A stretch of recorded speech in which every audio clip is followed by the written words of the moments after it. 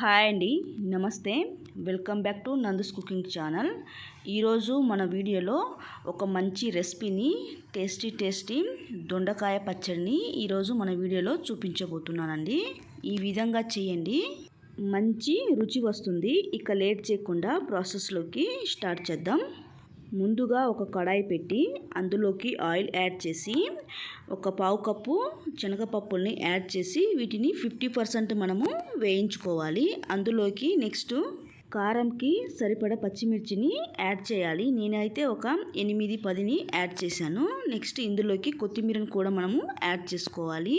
వీటిని ఫ్రై చేసుకున్న తర్వాత ఒక ప్లేట్లోకి తీసేసుకొని పక్కన పెట్టుకోవాలి. నెక్స్ట్ అదే ఆయిల్లో ఒక పావు టీ స్పూన్ జీలకర్రను యాడ్ చేసి మనం ముందుగా కట్ చేసి పెట్టుకున్న దొండకాయల్ని ఒక పావు కిలో తీసుకున్నానండి. నేను ఈ విధంగా కట్ చేసుకొని కుక్ చేసుకుంటున్నాను. ఈ విధంగా ఫ్రై చేసుకుంటే సరిపోతుంది. ఇందులోకి నెక్స్ట్ ఒక 2-3 టమాటాలను సన్నగా కట్ చేసుకొని ఇందులోకి యాడ్ చేసుకోవాలి. ఈ టమాటాలను కూడా దోరగా మగ్గించుకోవాలి. ఇందులోకి పావు టీ స్పూన్ పసుపును కూడా యాడ్ చేయాలి. వీటిని ఫ్రై చేసి పక్కన పెట్టుకోవాలి.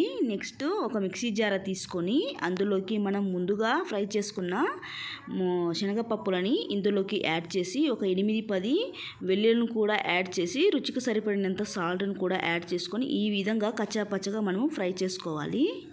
నెక్స్ట్ మనం దొండకాయ టమాటాని ఫ్రై చేసి పక్కన పెట్టుకున్నాం కదా, వాటిని కూడా ఇందులోకి యాడ్ చేసి కచ్చాపచ్చగా వీటిని మనము గ్రైండ్ చేసుకోవాలి. ఒకసారి మిక్సీకి వేసుకున్న తర్వాత ఈ విధంగా వస్తుందండి. మరలా మనం స్పూన్ సహాయంతో ఈ విధంగా మరలా తిప్పుకొని మళ్ళీ ఒకసారి గ్రైండ్ చేసుకోవాలి.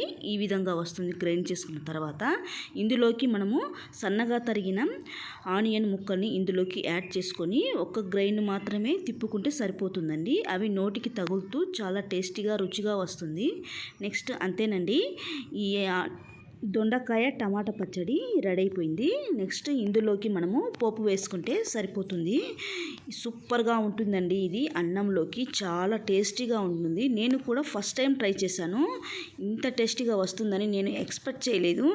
ఎప్పుడు తినని వాళ్ళు కూడా చాలా బాగా తింటారు. మన పల్లెటూరు స్టైల్ లాగా దొండకాయ టమాటా పచ్చడి రెడీ అయిపోయింది. నచ్చితే మీరు కూడా ట్రై చేయండి.